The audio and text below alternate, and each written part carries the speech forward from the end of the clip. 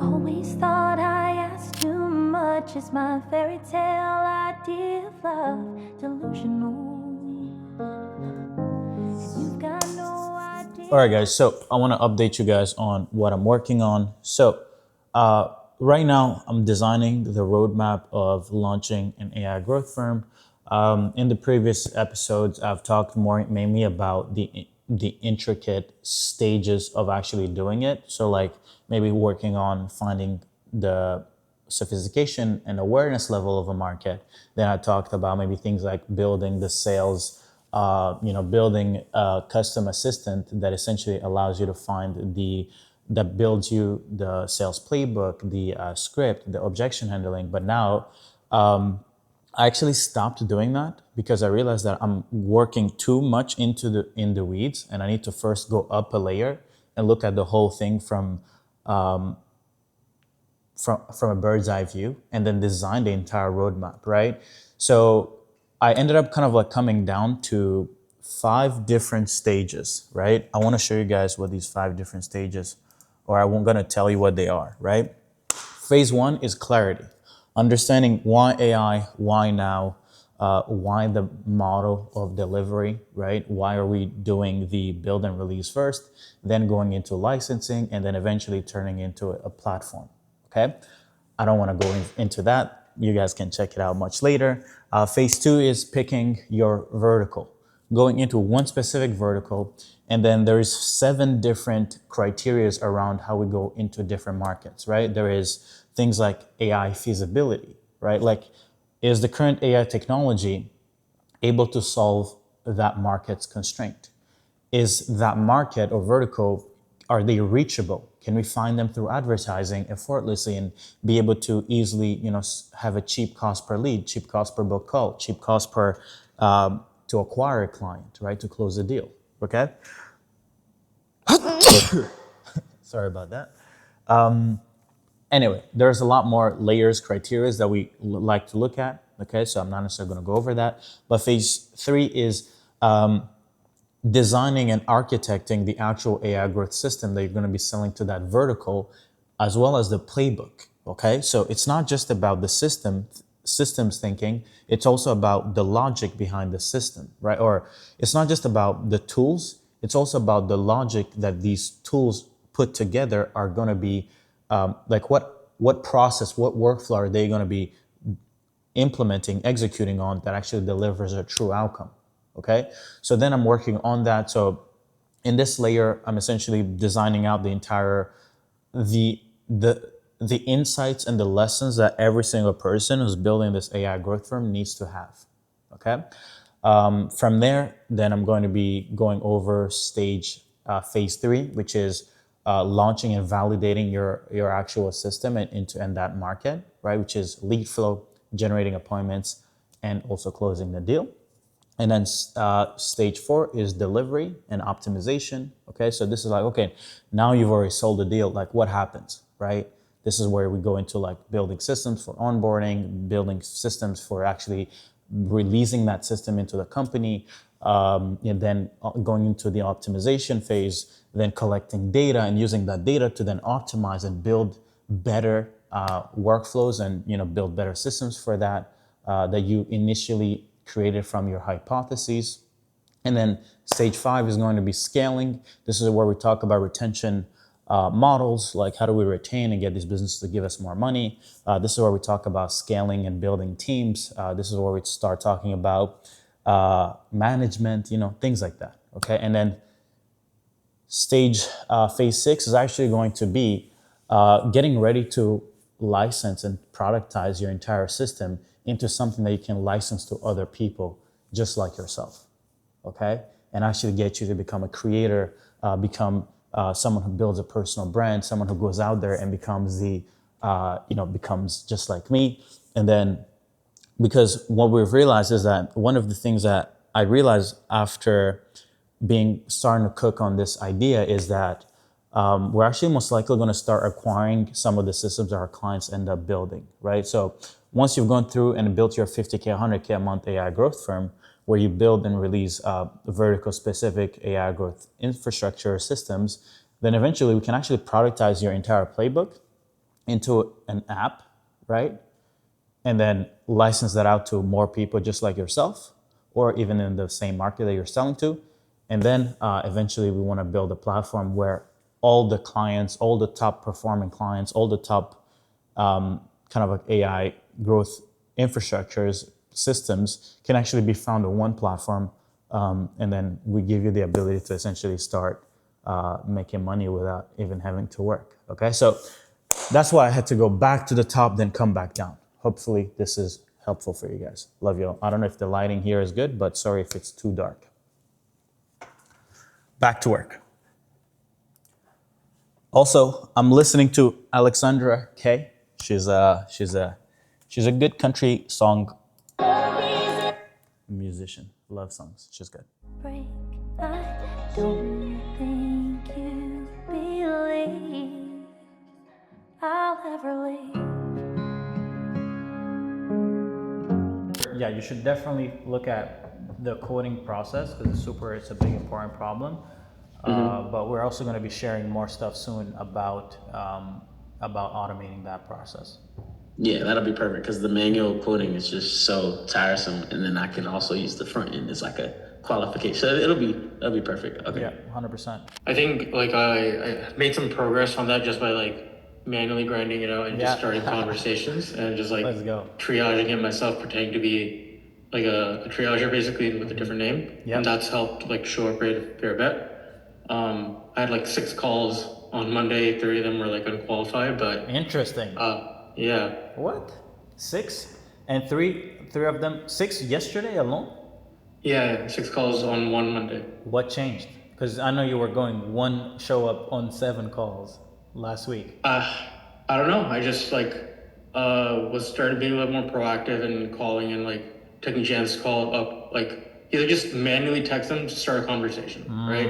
Yeah. That in itself, and just like the day of the meeting, I wake up, first thing I do is just call every single person and be like, hey, Sick. just confirm you're showing up today, right? That's sick. And if they don't show up, I just call them until I get a hold of them, and I call with 3 or 4 different numbers until they pick up. That's actually really legendary. Like, this is perfect. Thank you for sharing that. I want to just write it down real quick because this is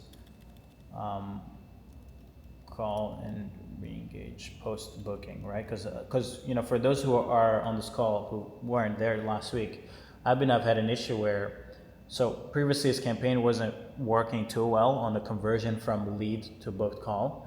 Then we removed the actual lead opt-in section, went straight to the VSL. Then calls started getting booked on average 1 a day. But the problem was they were not showing up, right? So we were consistently booking calls, but the problem is that they're not showing up. But it's like, how do you then solve that if you're not collecting their information so you can actually have more at-bats with leads? And now I guess you were mainly following up with prospects that booked a call, correct? These are still people who booked calls themselves, right? These are people who, brand new, just like came and booked new calls. So right? then did the cost per lead, did the cost per call drop too? Because to get 6 calls a day, I know you were at $100 spent a day. So did it drop too? Yeah, so I'm at like $60 per booked call right now, something like that. But I'm gonna have to redo the creatives pretty soon because the frequency is starting to creep up now. Yeah. So Jen advised that, so I gotta get on that. It's kind of, I'm in one of those situations now where like, ads don't work, fix that. They're not showing up, fix that. Yeah. They're showing up now, I can't sell. So like, yeah, that's business. Welcome to the game of business. But yeah, I think so many people expect, and that's why so many people give up on business, because they expect that success means no problems, but success actually means constant, a lifetime of problems, but you get compensated to the degree that you're able to embrace them and optimize them, you know? yeah, so I think like now, like my newest bottleneck is like I'm able to book calls and get them to show up, but like trying to sell them is a little bit more difficult, especially without having case studies and testimonials, because that's like my biggest objection. Yeah. So like the calls go well, they seem interested. I'm booking follow-up calls, but the time between the current call and the follow-up call is so much that I'm afraid that they're just gonna the interest is gonna slowly die down. For sure.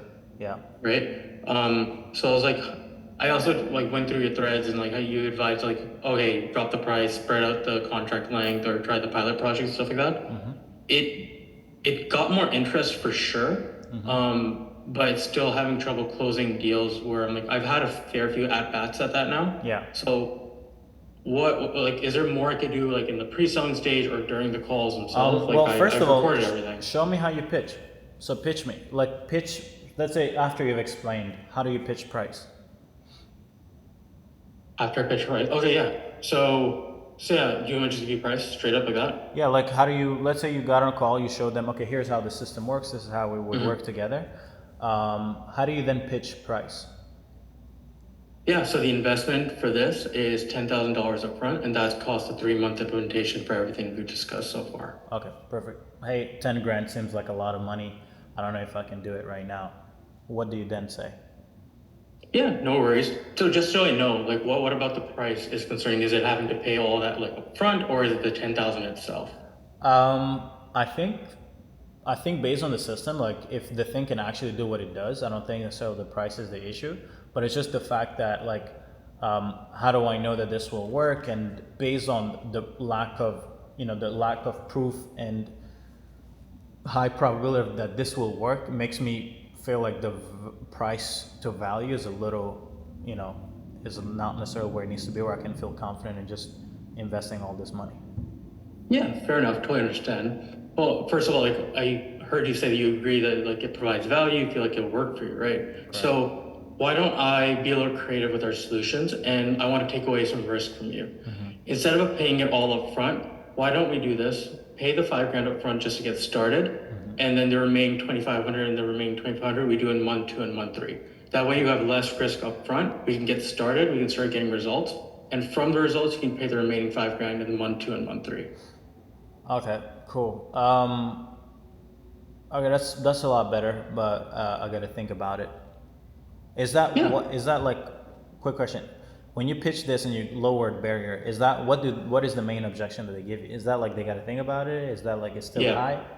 So like pretty much straightforward, exactly. The conversations are just like that, how we just did it, where I'm like, I do 3 or 4 month implementation, I lower the cost up front, or I was like, let's just get started, pretty much like that. And they're like, okay, yeah, that makes like they seem a lot more comfortable. Yeah. And then like, okay, I need to think about it. And then I go, okay, yeah, totally fine. What do you need to think about? So like I can, draft up an email, make sure you have all the right info. Yeah. And it's like something or the other with like, well, we need to wait for like my partner. I need like, it's just it's other bullshit, right? Okay, basically. Cool. Do you have a framework around giving them a reason to buy in that moment? So as an example, the way you lowered barrier, it's almost like you lowered barrier to sell me.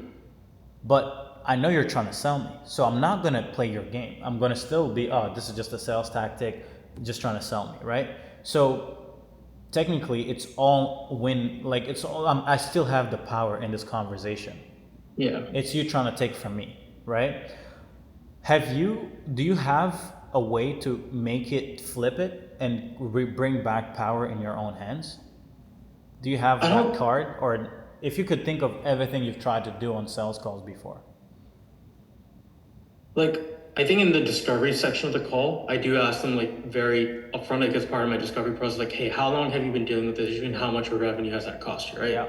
And I try to bring that up in like I need to think about it. I'm like, well, yeah, sure. If you need to think about it, like you've been dealing with it for like 2 or 3 months now, right? Or like 6 months now. Like if you need to think about it more, totally understand. But the quicker you move forward, the better. But like from an exact framework standpoint, I don't think so. No. Really? Okay, like, cool. Have you thought of bundling in bonuses, then having an incentive-based pricing, but having it only be about, because here's the thing. Everything you did well in the script that you just walked me through, but the problem is it's still you trying to sell me, right? Yeah. If you look at anything that I have ever done, right? Like you became a client because I ran the same playbook, right? Check this out. What is the number one thing that I always do on my offer videos, on my webinars? It is never the offer. I lay out the price and I lay it out that it's expensive as fuck. Right there and then. Complain about it. Who cares? After I've given you the value process and given you the price, I actually want to give it to you so you can complain, argue, please, like objection, lie to me, whatever, right? You should assume that every prospect should literally give you that. The sale only starts once they've said no. Perfect. What is my playbook? I literally, every single time I lay out an offer, I spend more time designing what happens on how to handle a no than I spend designing the offer or the value steps of giving you value, right? How does that look like? I'm like, shit, they're gonna complain about price. Okay, cool, perfect. What do I do about it? Okay, cool, perfect. I'm gonna think of 3 different bonuses where each single one is gonna be worth the value of the service. And I'm gonna say, if you buy today, you get it for free. What does that look like? You're selling a system, but they still need leads. Sell the system, package it really high, give them price, 10 G's, they're gonna be like, fuck, this is a lot. Yeah, of course it's a fucking lot. Of course, what did you expect? Cool, whatever. Lie to me, you gotta talk to a wife, you don't have a wife, whatever. But we're not gonna talk about that, right? And then I'm gonna say, okay, cool, whatever. Well, here's the thing. I know it's risky, investment is high, so I'm gonna give you something. I'm gonna do a deal for you. I'm gonna reduce risk by giving you what is called an incentive-based pricing. We're starting this relationship. The goal is not for us to only work and make money once on 10 G's. I want you to, in the next 6 years, for you to be worth 6 figures as a client. How do we do that? Well, we first need to get this relationship going. So I'm gonna lower the barrier. If you're able to get started, pay in full, you have the capability of doing so. I'm gonna give to you the system for 6.5K or 7K, which is a 30% discount, okay? That's if you sign up today. On top of that, the next thing that would keep this system from not working is your lack of lead flow, correct? Beautiful. I'm gonna throw in 30 days of free ads. I'm gonna throw in 60 days of free ads. We're gonna manage ads for you. We're gonna create the creatives. We're gonna run the ads, and we're gonna get you the lead flow that the system can now convert. You will probably already have an agency. They're probably useless. You're probably complaining, right? Or you could go hire another agency. It's gonna cost you $3,000 a month, $5,000 a month. That's gonna be costing you an extra 5K, 7K, 10K in the next 90 days. I wanna give to you that service for free. But guess what? You're also gonna need a follow-up system. You're also gonna need to re-engage the list that you already have in your pipeline, right? Yeah. So how about this? If you sign up on this first system, I'm gonna go into your email list, I'm gonna go into your CRM, and I'm gonna generate an extra 6 figures from the leads that you already own. Not only are we gonna give you free ads management, but I'm also gonna put our re-engagement system that's then gonna create a campaign, 7-day, 10-day campaign, where we're gonna go squeeze out 6 figures from your current list that you own.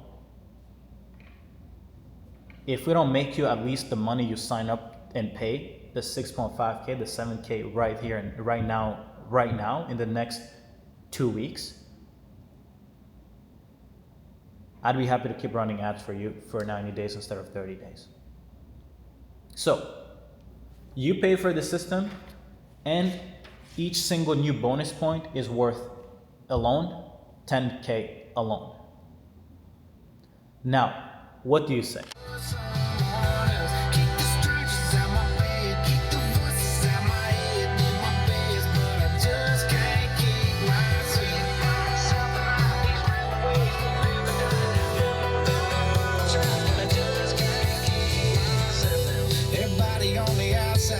It's easy looking in, probably think I'm doing great, like, take a look at him.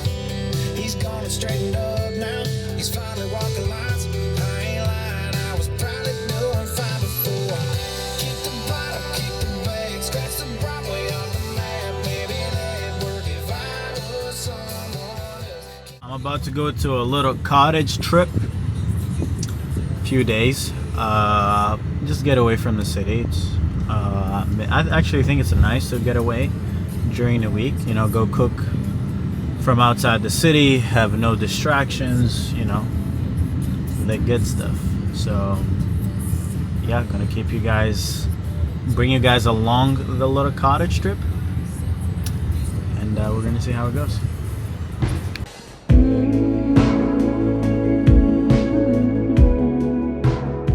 All right, guys. So we got here last night around 9 p.m. It was a pretty long road, and this is the next morning. So I'm gonna walk you guys through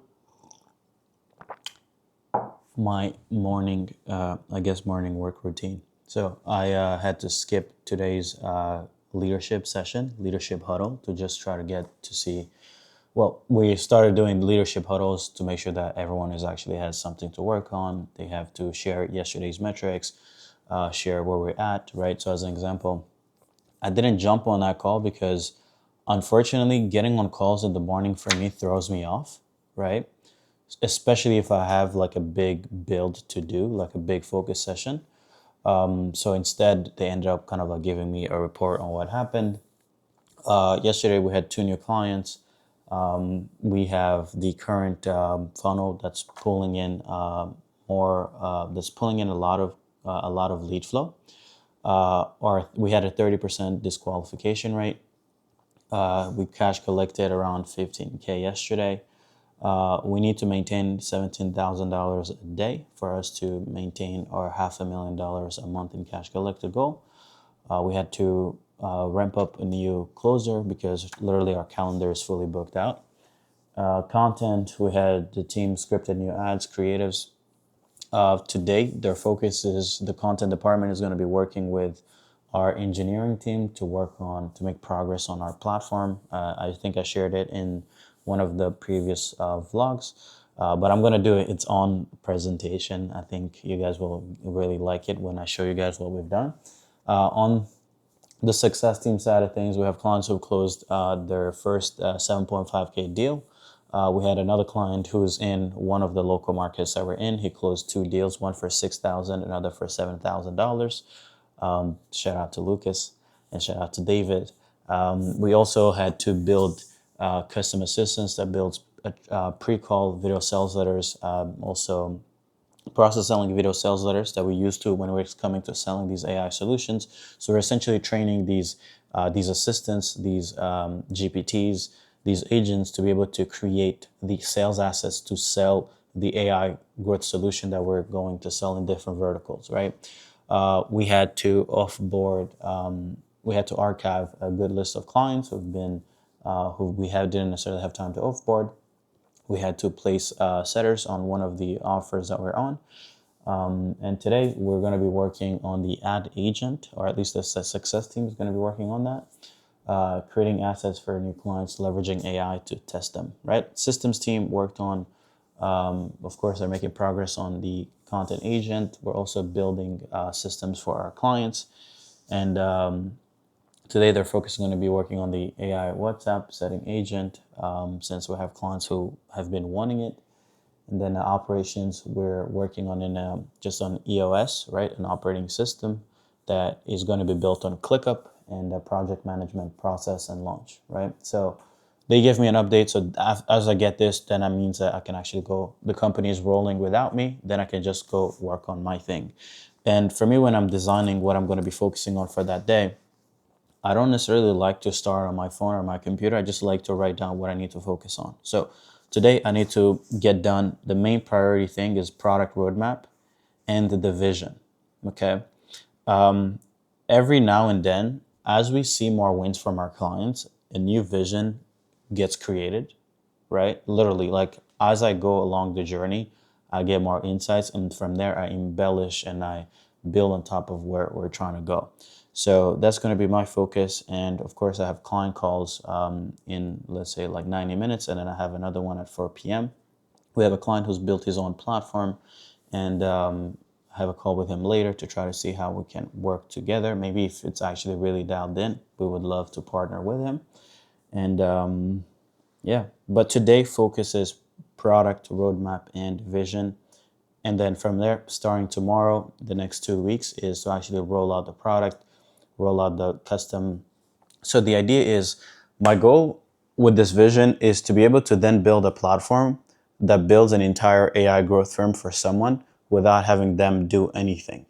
Okay, pick the market, pick the offer, design the sales assets, run ads, sales, setting, even design your operations, your profit model, all that good stuff, right? So that's why this has been my main focus. Of course, I delegated, yes, but it is the most leveraged thing that I could be doing as a CEO, at least for the size of the company where we're at. Could I go hire someone who's built products and led stuff in other bigger companies? Yes, but they don't know what I know, and they don't understand the market to the degree that I understand it. And one of the things that kills so many great companies is because you take someone who has great seniority, great experience, and you think that experience equals taste. You think that experience equals creation and building something for people, but unfortunately it doesn't, right? A lot of people may have a lot of years in doing something and they are great managers, but they're really not good at understanding market dynamics. So that's what I'm going to be working on, and then I'm going to roll it out to the team. So yeah, it's time to lock in. Let's go. Coffee, of course, and I'm going to give you guys a quick home tour of this little place later. Bye.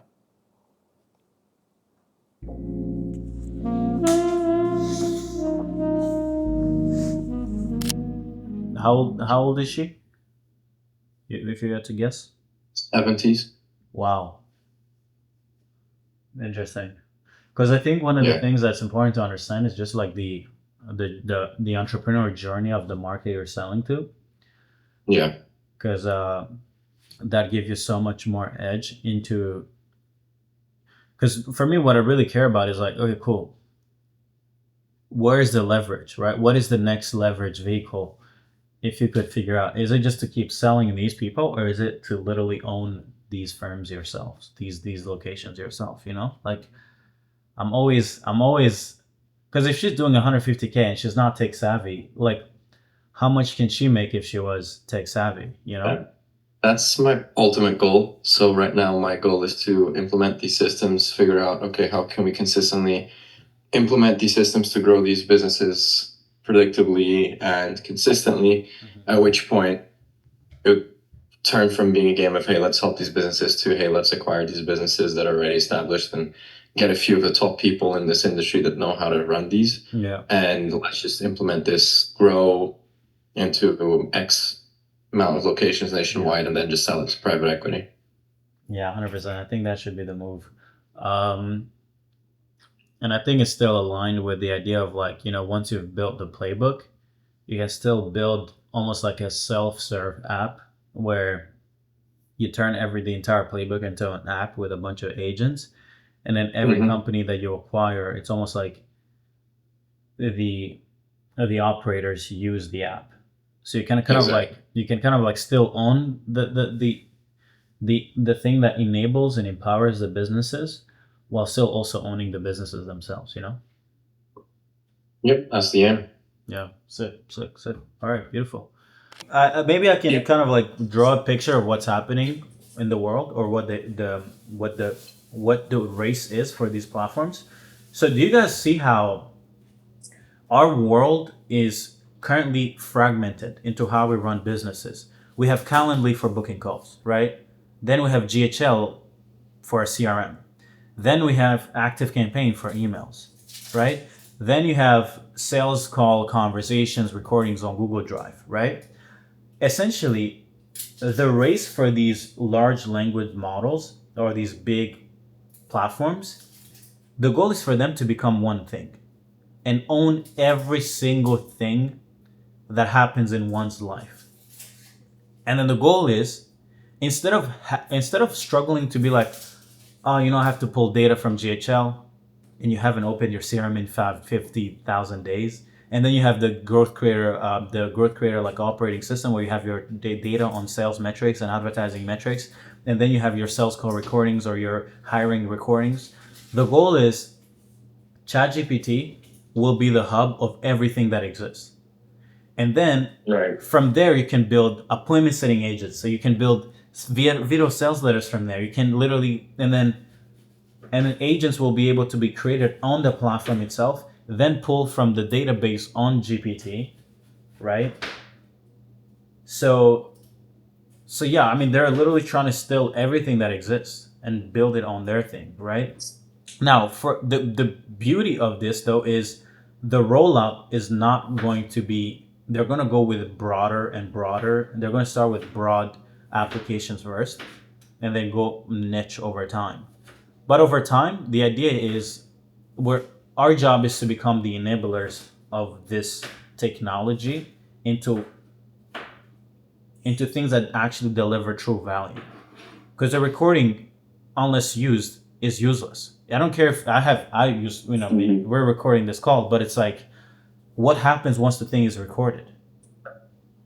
That's our job. It's like, yes, technology is here, but it's like, how do you think through value creation through this new technology? You know?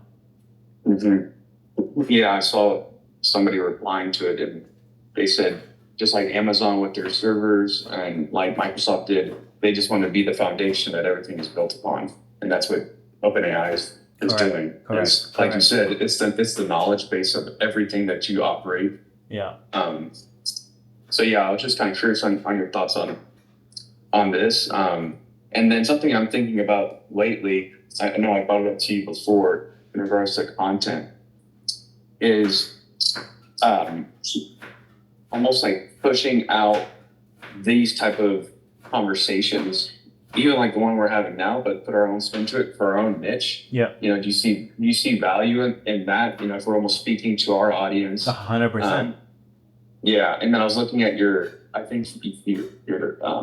never ending content, because now that I've got some leads coming in, I've got some good quality leads. I'm working to get them back on the calendar and working that sales process. I'm like, man, how can I stay in front of these people? And so your process for writing emails is basically what you're learning every day, correct? 100%. Or like every single day. So like, this is something where I take it, I'm first to market. Exactly. And here's potentially the entire market. 100%. Like for me, I don't sit down and create content. I'm just like learning shit, and I'm just, hey guys, this is how we're cooked. Every day we're getting cooked. Like it's and trust me, there's always something new to talk about, right? But like, yeah, like this thing is moving so much, and because there's so many like even I haven't been online today, so I haven't really caught up to it. But I'm sure if you would have created an email and wrote about it, and the truth is not really. I think there's the idea is not to take like MCP, this language now has been adopted by OpenAI. The goal is not to saying like, okay, this is what's happening is not the value. Right. It's breaking it down and then applying it to a specific field and then synthesizing it so someone else who doesn't have the context can learn from it. So like for me, I would then take this news and I'd be like to ChatGPT and be like, okay, cool.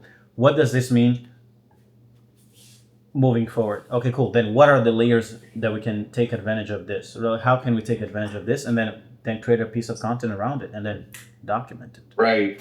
And I was thinking just to even shortcut that process is, and since you built it, would you say that nurture sequence is a good GPT to kind of like run through that because you have your email format, or is that more for just specifically nurture? I think that is more so like the initial sales nurturing messages.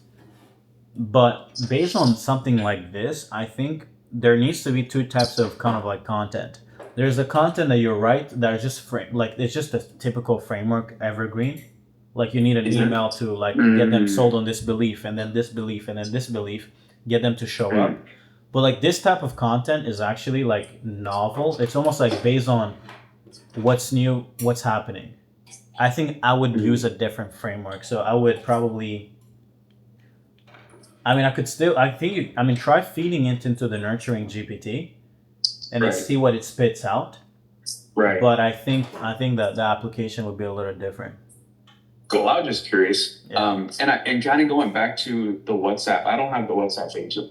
But whenever I was testing it, it seems like it has knowledge from before pretty well. Yeah.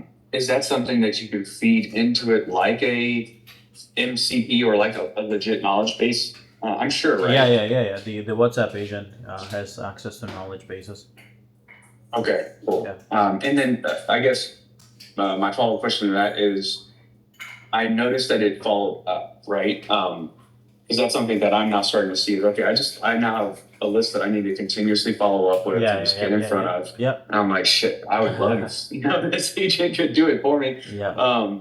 Because I'm curious, it's probably got way better one-liners or way better hooks than I Yeah, can think of off the top. So, 100%. yes, is that a part of the process? Yeah, it re-engages. It has different cadences that follow up. It will come up with different insights. So, yeah, I think. I mean, even we're rolling it out into, like, right now we haven't fully rolled it out because we have a good team of setters. But nowadays, the intro and the follow-up is managed by AI, but then the human might take over some conversations. Yeah. Right. Yeah, because I really feel like it's going to go from agent to agent to agent, kind of like you've already discussed, right? And before you know it, like that $1 billion a year single founder setup is really here. Oh yeah. So cool. Well, I'm gonna have to reach out to you guys for that sooner than later. Yeah. When you have some good lead flow, just let Alberta know and we can integrate it for you. To say, hey, I'm an AI agent. How can I help you? Yeah. So I feel like all this part of my infrastructure basically had to shoot it out. But what I'm thinking about right now is my infrastructure is built into like 3 pieces, like client acquisition, fulfillment, and then business intelligence. And I just want to start selling finally. Like I would look at a few more weeks of building, but I really want to start like actually selling this stuff. Yeah. What's your take on starting with one part, maybe just the lead generation or client acquisition part? Yeah. Starting to sell that, which is not actually going to be a big infrastructure itself. It's just going to be automations that work into each other, which is an infrastructure. Yeah. What's your take on that? Yeah. Would you say take your time, finish the build? No. Or no, not at all. Yeah. I think the wait for perfection is probably the worst thing that you can do, because the way that when you're building a system, for let's say even for me, like right now, like I spent a lot of time designing a lot of the solutions and the frameworks and trying to turn them into systems. But the problem is when you throw them into the market, they're not in a vacuum. It's not like it's an empty space where things don't get influenced and impacted by other things. So it's like you have to build in the trenches, getting your systems tested, getting your test systems to realize like, oh, this is actually useless. Right? So as an example, like this insight from Abhinav, where he's like, hey, these people are coming on a call and they don't trust me, right? And now he's consistently booking calls. So you could say that we've solved the appointment setting problem, but we haven't necessarily solved the intent problem. So I could have sat here and be like, okay, what are the best emails that I can create? And then turn that into an agent that then creates the emails for him. But nothing will be as good as what we just talked about, which is, oh, actually, forget about emails. It doesn't matter. Let's actually create an agent that will create reels, then long form, then an ad strategy to retarget people post booking. Like that's infinitely better. That's an infinitely better system than what I could have sat down here and created. So back to you, I think you should just set up an MVP, like a minimal viable fulfillment layer. Like what is it that you're going to give them? What is a minimal viable kind of a value proposition? Create a sales asset, create a sales letter, build a little visual thing to push out there, get leads, get appointments, pitch. Then they're going to come to you and they're actually going to start telling you what they care more about and what they don't care about. As soon as you get that feedback, I want you to rebuild the thing based on what they want, change your ad messaging to what they want.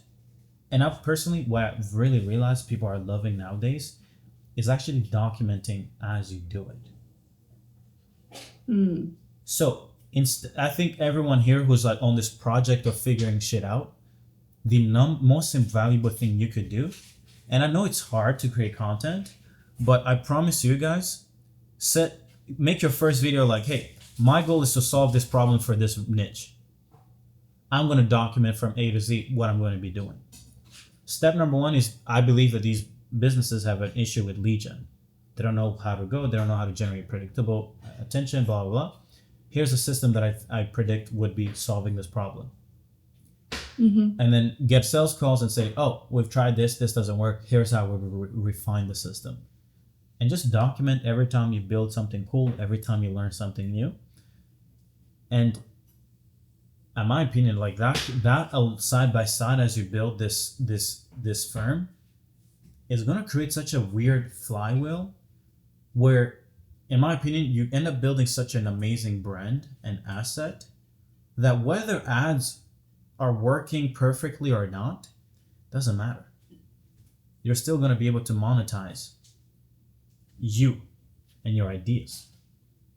So I generally think everyone here should be documenting. Like, it's the most beautiful thing you can do for yourself is just document as you cook, and you'll never not be able to create income for your business, right? Okay.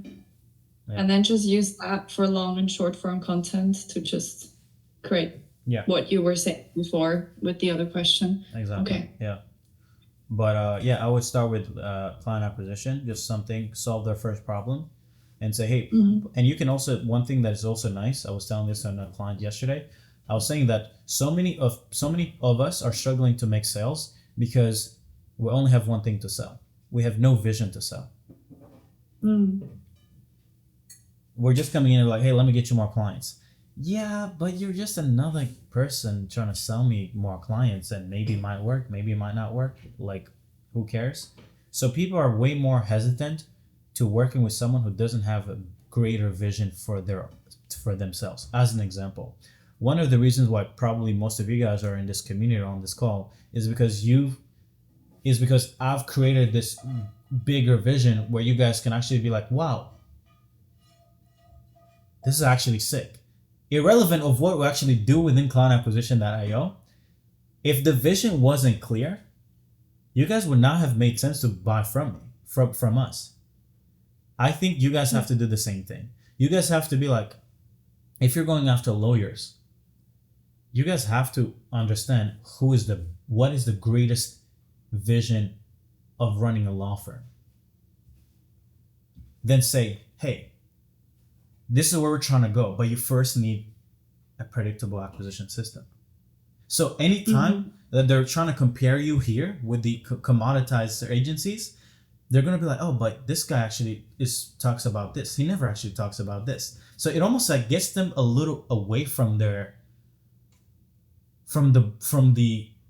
but it's not going to work, to like, oh, but this vision is so exciting that I'm willing to take the risk even if it doesn't work.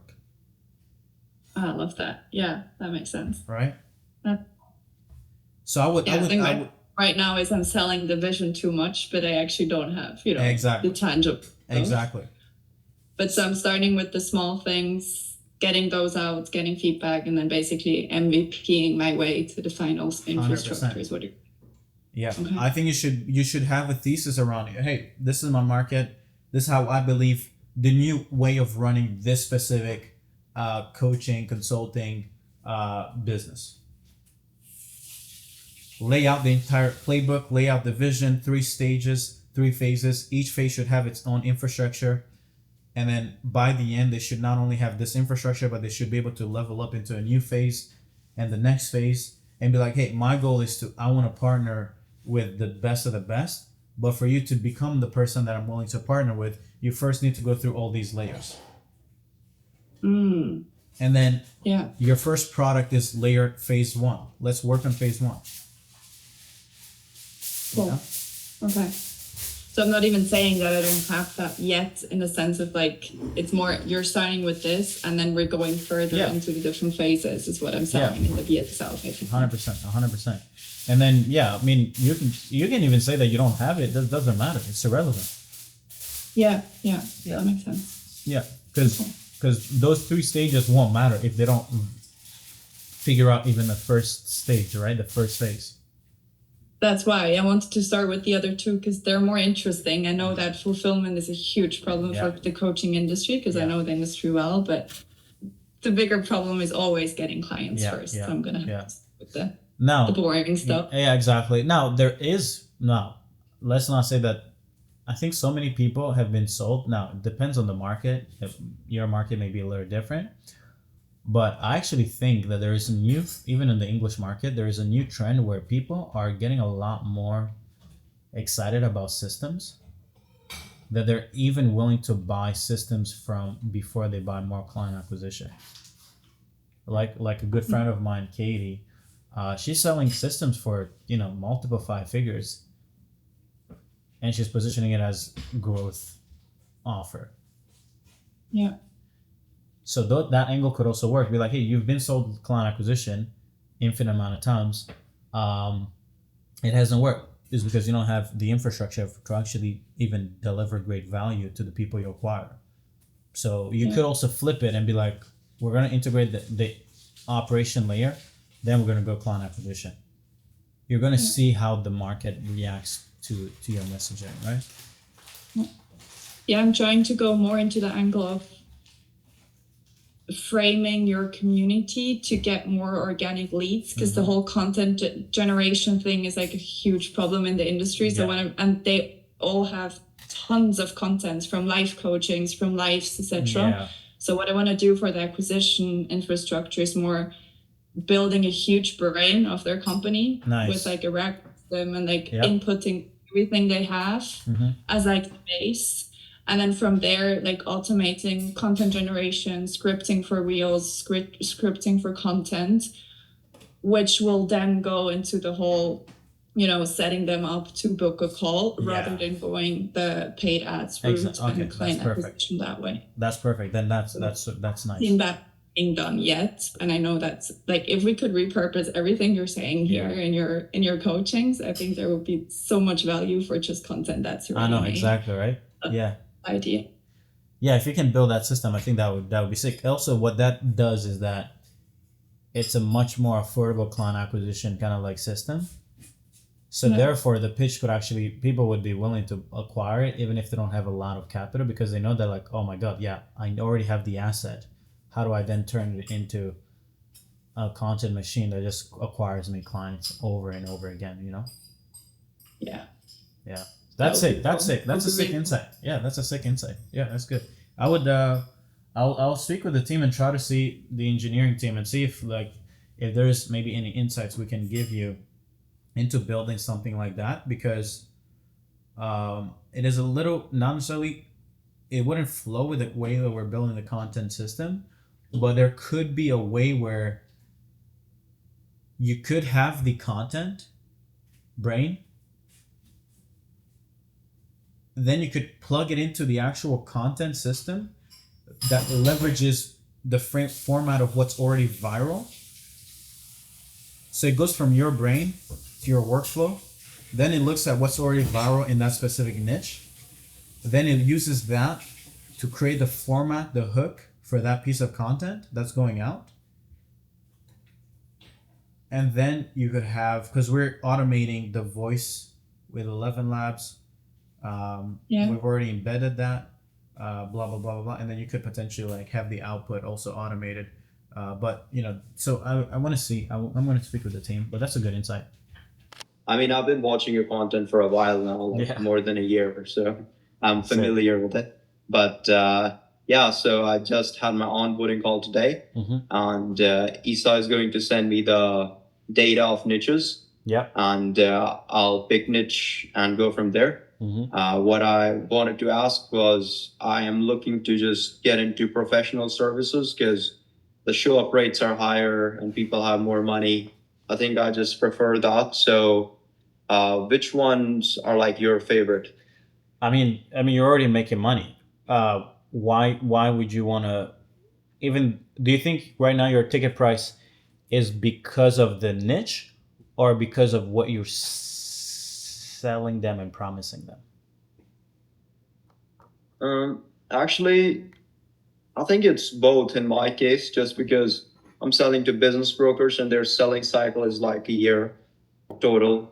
And so if they're paying $1,000 a month, that's like 12 grand before they get anything. So I think it's a niche as well. The TAM is also less. Yeah.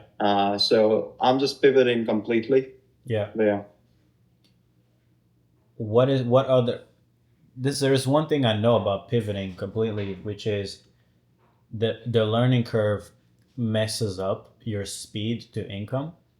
So if I was you, I would find an adjacent market to the so as an example, in M&A, there is different functions, right? There's people who will actually do deal sourcing, right?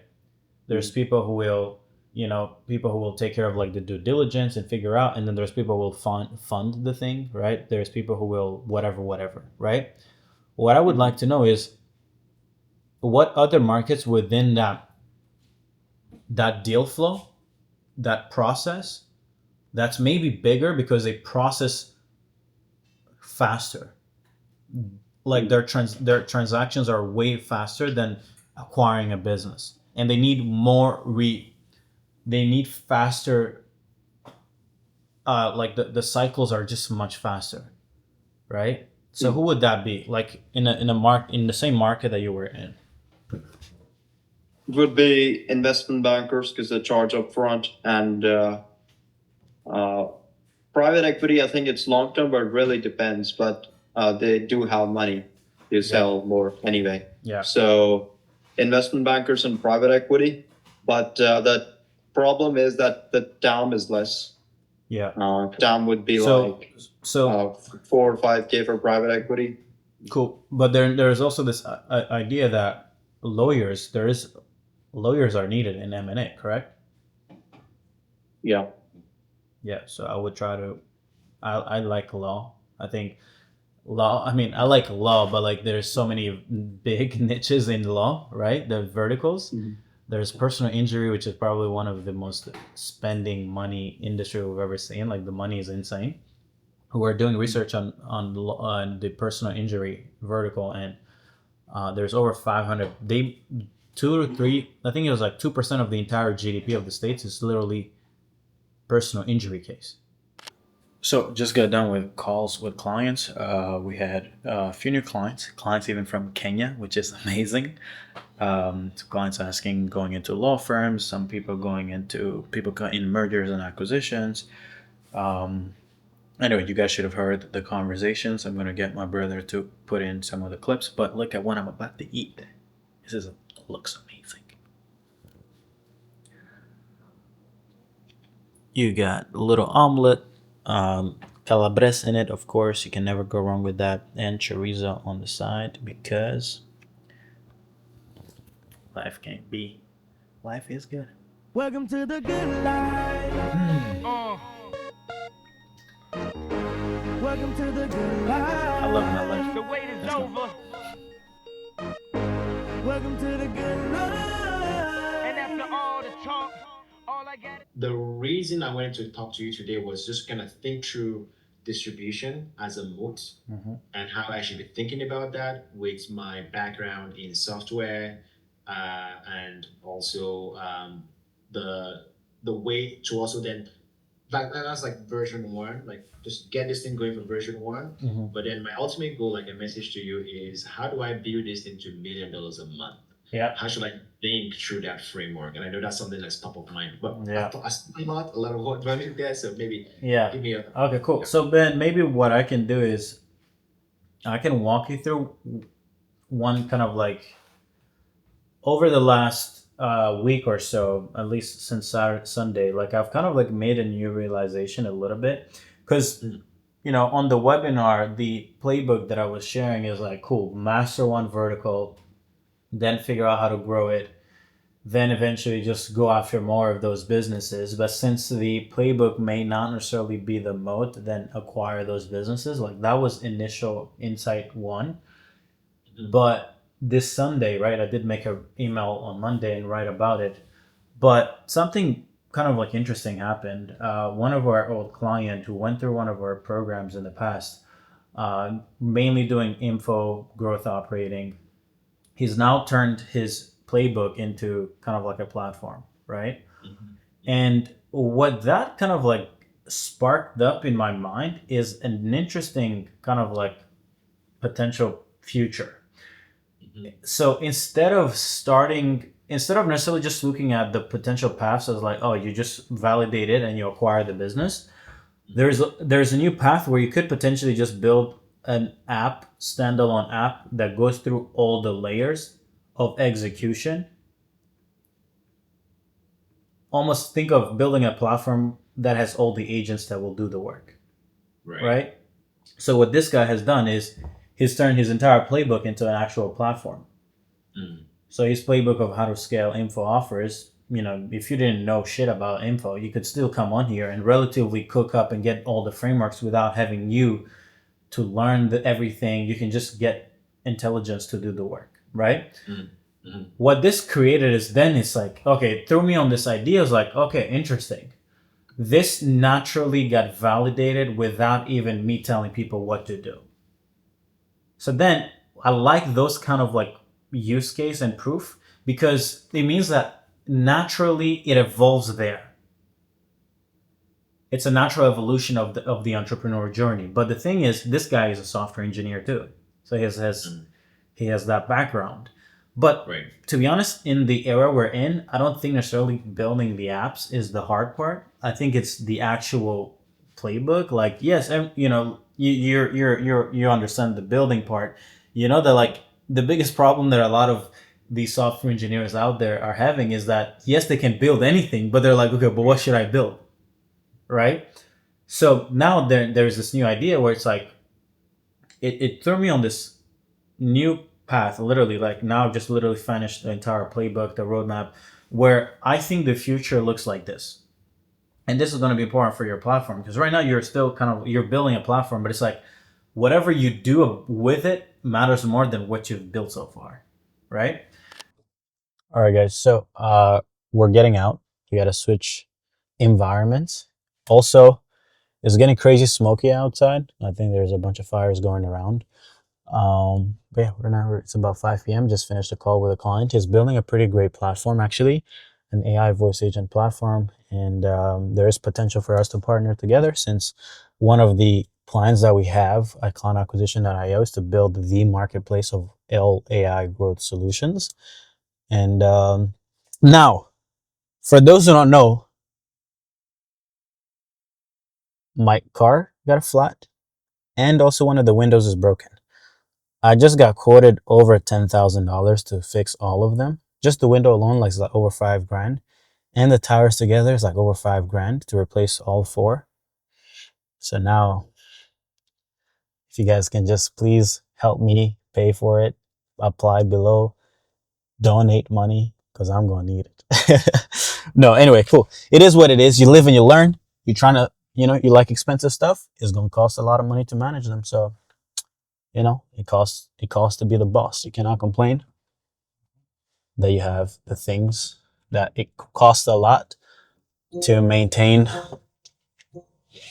an expensive lifestyle, but it is what it is, All right. We're good to go.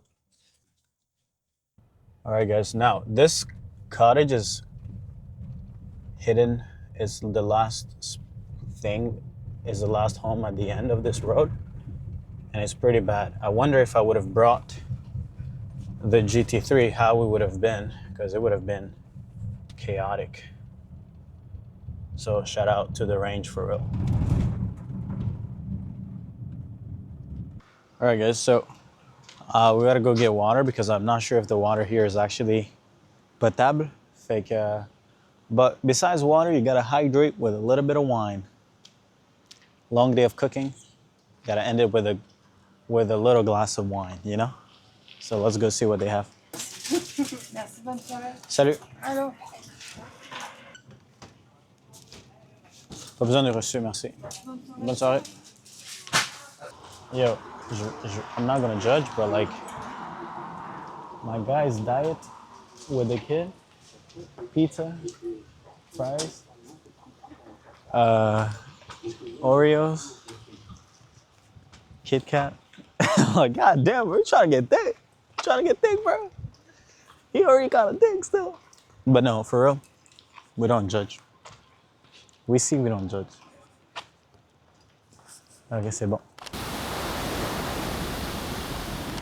So the thing with being in cities that are super outside the, I mean, it's not a city, it's like a town, is that also, by the way, can you guys see the sky? There's like crazy smoke going around. There's a bunch of fires. But anyway, when you get here and you're black and people see you, it's like the first time they've ever seen a black person in their lives. And it might actually be the case, because I haven't seen a black man or woman or kid since I left the city.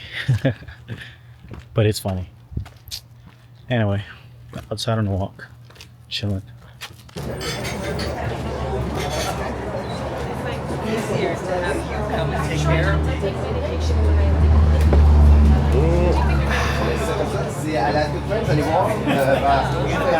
Is that good beer? Je pense qu'on devrait lui demander, like, what's the next best one? thing. It's not good.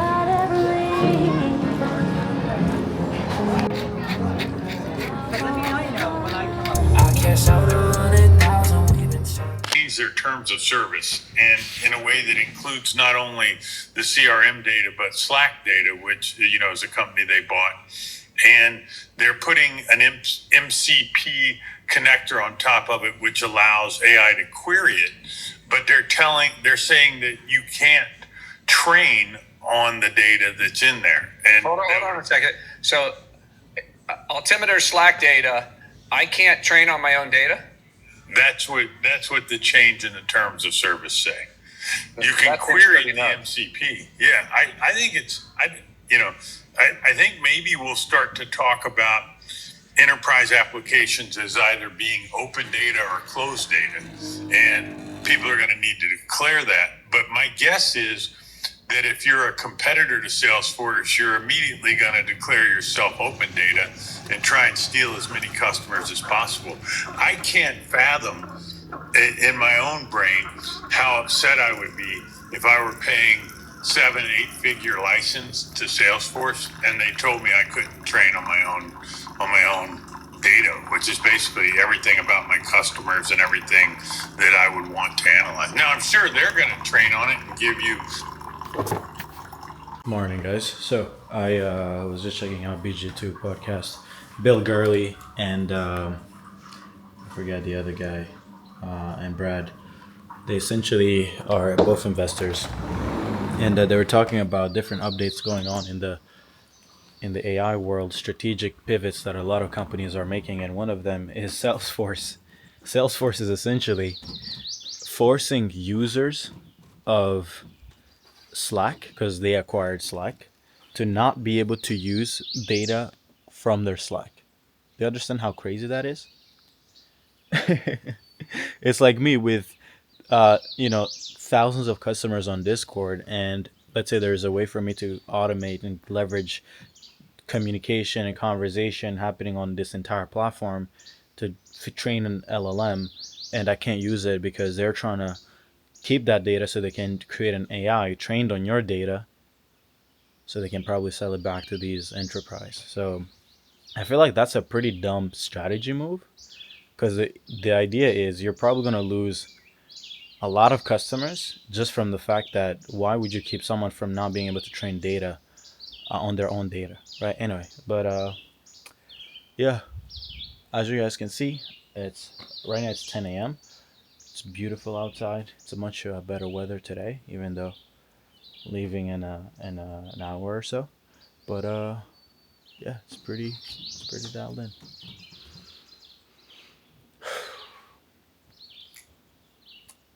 But yeah, let's go.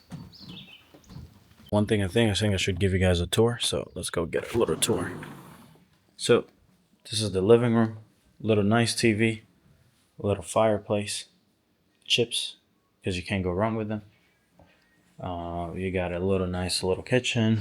This table is amazing to work from. The view from the screen as I'm working is magnificent. I'm charging my computer and was charging also the Osmo Pocket 3. Let me close this little thing. And then you have those two little chairs right there that are useless. You have this little thing here. I don't know who would be working from here. You got the bathroom right there. You have the first bedroom here, which is cool. Another bed ski here. And another one upstairs for a little kid, I guess.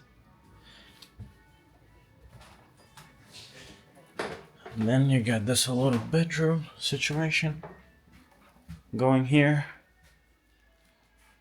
as you guys can see. And then you have this amazing balcony right here. This one is really sick. I love it. These chairs are pretty comfortable. I may actually buy the same. Actually, maybe not. But I want to buy the same for my home. And God damn, I've been sneezing like crazy recently. I don't know. I've never really been allergic to anything, but I feel like I'll start to be a little bit allergic to stuff. You know what I mean? Then you got the Range Rover. Sitting pretty. I'm actually thinking of potentially getting an AMG. So I was driving, to come here, and I saw the new, I think it's GLC 63, and it just looked so sexy. I was like, wait a minute, wait, who is that? What's all that movement back there? I was like, God damn, I need that shit.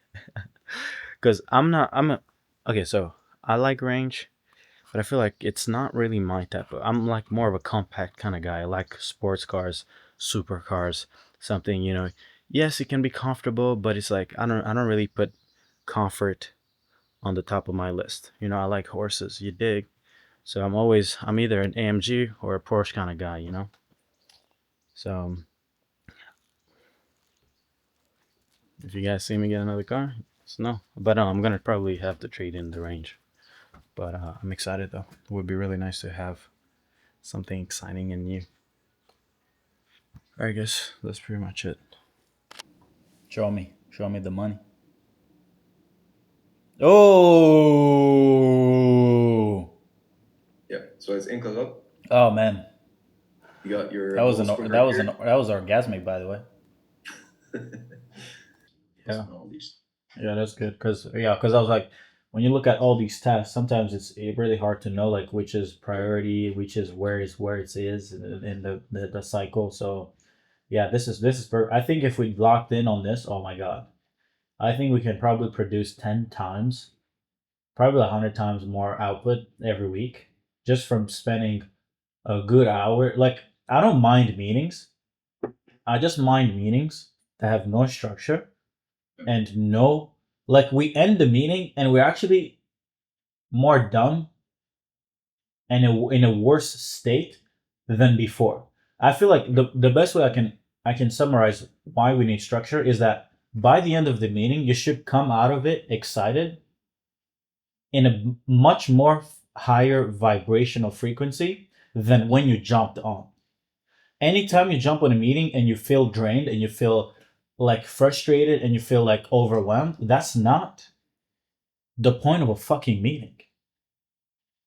The point of a meeting is you have clarity, you know who you need to go kill, and you go get killed. You gotta go find the ammo. How you gonna do it? You're gonna use a knife, you're gonna use a Glock 43, you're gonna put a switch on it. À deux doigts de me filer le diabète. Elle rentre dans la chambre et je la déshabille comme Jetine et Janet. Elle raquette un rappeur tous les samedis. Elle s'allume le nez dans les toilettes.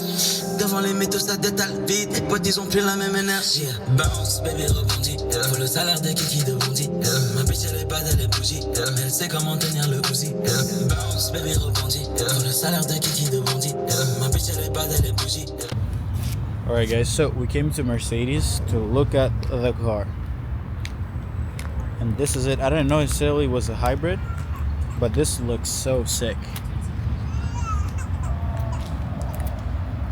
What do you guys think? Comment below. If you guys fuck with this over the Range. One of the dream cars that I had before getting the Porsche was a C63, and I loved every moment of it. And the Range is not necessarily a sports car, and this just caught my eye, and I love it. So yeah, but these fuckers don't want to. Apparently they're all in meetings, so we're just gonna get the fuck out of here. What kind of place you walk in and they're like, oh, they're gonna be available in 10 minutes. I'm like, what the fuck, bro? I understand you have a nice brand, but it's like, it's so stupid. Nobody wastes leads like this. They're gonna ignore a walk-in only to go spend money on marketing. Stupid, dumbass bullshit.